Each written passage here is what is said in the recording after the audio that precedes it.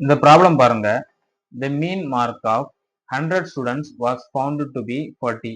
Later on, it was found that a score of 53 was misread as 83. Find the correct mean corresponding to the correct score.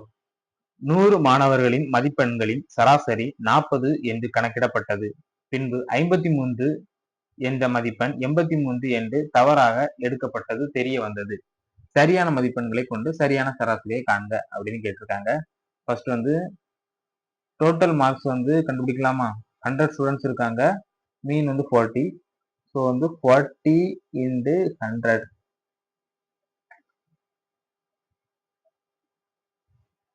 4000 marks வருது. இதுல வந்து 53 போடக்கூடிய இடத்துல 83 போட்டிருக்காங்க. So 83 minus 50 53 30 வந்து difference வருது.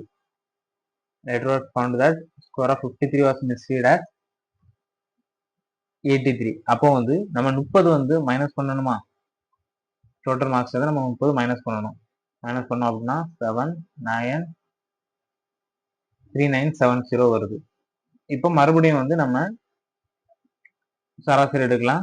100 students இருக்காங்க, டிவைட் பை 100 டிவைட் பண்ணோம் அப்படின்னா 39.7 வரும். 39.7 ஆப்ஷன் ஏல இருக்கு.